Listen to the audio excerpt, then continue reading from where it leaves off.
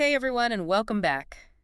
Today we're going to be taking a deep dive into the world of remote work. Sounds good. We've got three super interesting articles to dig into. Awesome. And it's a topic that I think is on everyone's mind these days, right? For sure. Yeah. I mean, it wasn't that long ago that working from home was like this kind of rare thing, you know? Right. It was like for freelancers or maybe the occasional lucky employee. Yeah, you were either like a super independent contractor type or you had to like really fight for it at your company. Exactly. But And then pandemic hit. boom, everything changed. Like flipping a switch almost. And suddenly remote work was everywhere. Everywhere. So now the big question is, Where do we go from here? right, like, is this the new normal? Is it a fad? What's the future of remote work? It's the million-dollar question, isn't it? It really is. And I think what's so fascinating is that the pandemic kind of forced this massive global experiment in remote work. Totally. It took these trends that were already kind of bubbling under the surface and just accelerated them like crazy. It's like someone hit the fast forward button on the whole thing. Yeah, exactly. It was like a proof of concept for mass remote work on a scale we'd never seen before. And speaking of massive change, let's talk about the economy. Okay. This first article from U.S. News& World Report really highlights how remote work is like reshaping the economic landscape. In some pretty dramatic ways. I mean, we're talking shifts in real estate.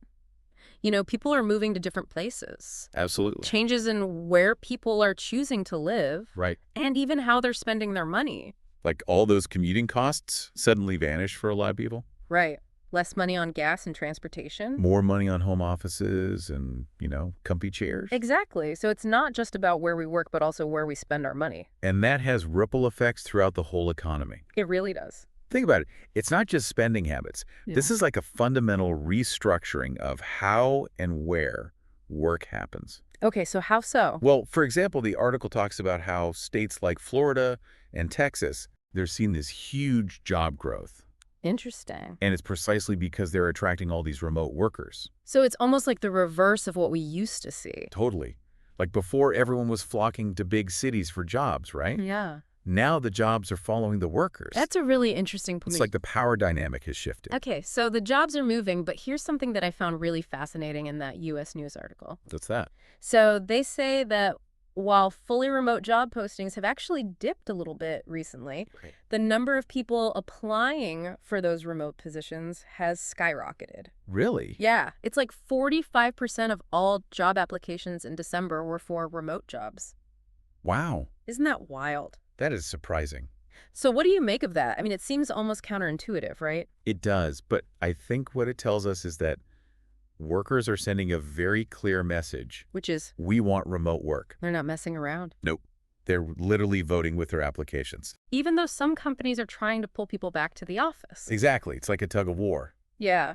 And right now, workers seem to have the upper hand. So maybe fully remote isn't the future for everyone, but this whole hybrid work thing seems to be gaining some serious traction. Oh, for sure. This Forbes article we have here points out that while only about 10% of companies are fully remote right now, Right. a whopping 98% of workers want at least some level of remote work flexibility. Yeah, I've seen similar stats. So does that mean hybrid is the new normal? It really seems that way. And, the data backs it up. How so? Well, for example, LinkedIn data shows that hybrid work arrangements are already more common than fully remote in many countries. Interesting. And that U.S. News article we were just talking about, it kind of reinforces this. Does it? Yeah, it mentions that a lot of companies, especially in tech, seem to be settling into this 2-3 days a week in-office model. Makes sense. You get the best of both worlds, kind of. Exactly. Yeah. You get the flexibility of remote work with some of the benefits of in-person interaction. But of course, it's not all sunshine and roses, right? Well, no, there are definitely challenges. The U.S. News article does bring up some potential downsides to remote work. Like what? Well, they talk about the challenges of mentoring new employees, for example, That's a big one. and also fostering that sense of collaboration when everyone's scattered. Yeah, those are legitimate concerns, no doubt. So how do we overcome those? Well, I think it's more about adaptation than abandoning remote work altogether. Okay, so how do we adapt? Well, for one thing, companies are getting really creative with technology. Give me an example. Well, there's this company called Workforce Software, and they're developing technology specifically designed to manage and support remote teams. Cool. What kind of technology? It's not just about fancy project managing tools either. So what else is there? Some of these technologies are using things like AI and data analytics to actually measure and improve things like communication flow and team cohesion in remote settings. Wow. So it's like using technology to address those very human challenges of remote work. Exactly. It's pretty amazing. It is. So we've talked about the economic impact and the rise of hybrid. Right. Now I'm kind of curious about who's actually working remotely. Yeah, that's a good question. This Forbes article has some interesting demographic breakdowns. Oh, yeah. Like, well, Unsurprisingly, the biggest remote work group is the 24-35-year-olds. the digital natives. Exactly. Also, people with advanced degrees are more likely to be working remotely. It makes sense. But here's a surprise. What's that? More men work remotely than women. Hmm. That is interesting. Any thoughts on why that might be? Well, it probably ties back to the kinds of jobs that are easily done remotely. Like what kind of jobs? Often those higher paying roles in fields like tech and finance. Right. And unfortunately, those are fields where men have historically been overrepresented. It's true. And this actually brings up a really important point that the U.S. News article touches on. What's that? Remote work, while offering flexibility for many, could actually worsen income inequality. Oh, huh. Well, if the best remote opportunities are concentrated in those highly skilled, highly paid professions, Yeah. it could leave those in less specialized roles behind.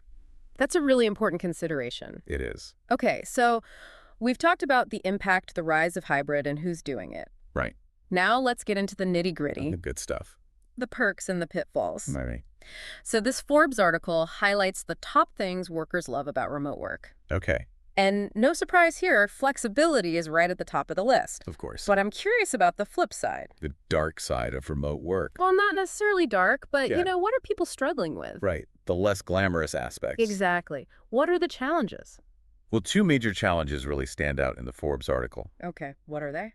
Burnout from digital communication overload. That makes sense. We're all constantly connected these days. It's exhausting. It is. And what's the second challenge? Difficulty feeling connected to coworkers. Oh, yeah. That isolation piece can be tough. It can, and get this, a whopping 69% of remote workers reported feeling burned out from being constantly plugged in. Wow. That's a lot. It is. And over 50% said it was harder to feel connected to their colleagues in a remote setting. So it's like a double-edged sword. It really is. And what's fascinating is that these challenges seem to be particularly pronounced for that 24-35-year-old demographic we were just talking about. Yeah, you'd think they'd be the most comfortable with it, but it seems like they're actually struggling the most. Wow. So that makes you wonder if this whole remote work thing is sustainable in the long run, Right. if it's leading to burnout and isolation, especially for younger workers. Yeah, it's a valid concern. What do you think? Is this just a growing pain, or is there something more fundamental we need to address? I don't think it's unsustainable, Yeah. but it definitely highlights a need for a shift in how we approach remote work. Okay. A shift in what way? It's not just about working from anywhere, it's about learning to do it well, Right. Doing it effectively. both for individuals and organizations. What does that look like? Well, for individuals, it's about setting boundaries. Like work-life boundaries. Exactly. It's about managing digital overload and finding ways to foster authentic connections in a virtual space. And what about for organizations? They have a huge role to play too. How so? They need to create remote work cultures Mhm. that prioritize employee well-being, not just productivity. So it's about more than just getting the work done. It's about creating a supportive environment. Exactly. It's about recognizing that remote workers are still people with needs and lives outside of work. That makes a lot of sense. Okay. And on that note of companies adapting, Yeah. this Forbes article also brought up this trend of increasing surveillance of remote workers. Oh, yeah, I read about that. Apparently, 37% of remote employees are being monitored by their employers. Wow. So is this the future of remote work? More control, less trust. It's kind of Big Brother-ish, isn't it? It can feel that way. What do you think is driving this trend? Well, I think it's part of a larger trend. Companies are really grappling with how to manage the cybersecurity risks that come with a distributed workforce. That makes sense. I mean, when everyone's working from different locations and using different devices, it's a lot harder to control security. Exactly. And that same Forbes article mentions that 73% of executives see remote workers as a bigger security risk. Oh, wow. So there's definitely a perceived threat there. There is. And so the challenge is to find solutions that balance security with worker autonomy and privacy. It's a tough balance to strike. It really is. It's like this delicate balancing act. So before we move on to what the future holds for remote work, I want to pause here for a second and let all this sink in. Take a breath. Yeah, take a breath. Think about your own work experience. How have these trends affected you personally? Have you seen these changes play out in your own workplace? And what opportunities or challenges do you see for yourself in this new world of work? Take a moment to reflect on those questions before we dive into the final part of our deep dive. We'll be right back. All right, so welcome back, everyone. Hopefully you had a minute there to kind of think about how all this is affecting you personally. Your own work, your own situation. Pretty interesting stuff, right? Absolutely. And while we're thinking about the future, why don't we actually dive into what the future might hold for remote work? Like what's coming next? Yeah, good idea. This article from businessnewsdaily.com, it really gets into that. And they highlight two things I think are going to be huge: communication technology and inclusion. Okay, both super important. But starting with technology, what kind of advancements are they talking about? What's on the horizon? Well, they talk a lot about AI. And, AI is everywhere these days, but they think it's going to get even more powerful, even more integrated into how we work remotely. Like, give me an example. Sure. So imagine like virtual assistants, but way smarter, helping you with scheduling, tasks, prioritizing your to-do list, that kind of thing. Okay, that would be pretty handy. Right. Or they talk about these AI platforms that can analyze like all the communication happening in a company, emails, messages, all that. And it can spot problems like, are teams becoming siloed? Is anyone burning out? That sort of thing. Wow, that's amazing. Like almost like having a virtual therapist for your company. Yeah, kind of. Yeah. And then they even talk about virtual reality. Like you could have these super immersive collaborative spaces instead of just a Zoom call. It's like you're all in the same room, even though you're not. Okay, now that is getting pretty sci-fi. Right. But I think it's coming. Technology has always driven remote work, and it's just going to keep getting more central, I think. I can see that. But then you mentioned inclusion, and I feel like that's often overlooked in all the hype about the tech. What does the article have to say about that? Yeah, that's a really good point. Because it's easy to assume, oh, remote work, everyone benefits, but it's not that simple, is it? No, definitely not. They actually point out that remote work could make existing inequalities worse. How so? Well, think about it. If you don't have reliable internet, if you're struggling with childcare, all those things become bigger barriers when you're working remotely. Right. Yeah, you can't just hand someone a laptop and say, go work from home if they don't have the infrastructure to support it. Exactly. And the article is good because it suggests things companies can do, like providing money for home offices, better internet, Yeah. offering flexible schedules for people with, family responsibilities, that sort of thing. Okay, so real concrete things to make it work for everyone. Right, because it shouldn't just benefit those who are already privileged. Totally agree. Now, something else that struck me, especially in that US News article, is how this is changing not just how we work, but where. Like, they talk about places like Florida, Texas, becoming these hot spots for remote workers. Yeah, and it's fascinating, isn't it? Because suddenly your job doesn't have to dictate where you live. Right. Like, maybe you want to be closer to family, maybe you want a lower cost of living. Suddenly you have those options. Exactly. It's almost like this modern-day gold rush, right? But instead of gold, it's this freedom, this flexibility to live and work on your own terms. Okay, I love that analogy. But I do wonder about the impact on cities. Like, what happens to all those offices? The U.S. News article brought up that concern, too, right? Like, declining office occupancy. What does that do to the economy of a city? Yeah, that's the big question, isn't it? I don't think cities are going to disappear, like become ghost towns or anything. I mean, hopefully not. But I do think we might see them change, like become less work-centric, more focused on living, community, that kind of thing. So maybe those empty offices get turned into housing or something. Could be. Or we invent totally new types of spaces, tailored for this new way of living and working. So maybe the best of both worlds. You have the flexibility of remote work, but you still have access to the vibrancy and culture of city life. Exactly. I think that's where we're heading. A world where work and life are more blended, people have more control, and technology helps make it all happen. It's exciting, but also a little daunting, right? Like, there's a lot to figure out still. Oh, absolutely. And we need to be smart about it. Like we were saying, making sure it's inclusive, making sure we don't isolate ourselves, being mindful of that surveillance stuff. Right. It's about balance between freedom and responsibility, I guess you could say. Speaking of balance, the Forbes article really gets into that, finding the sweet spot between employee well-being and productivity.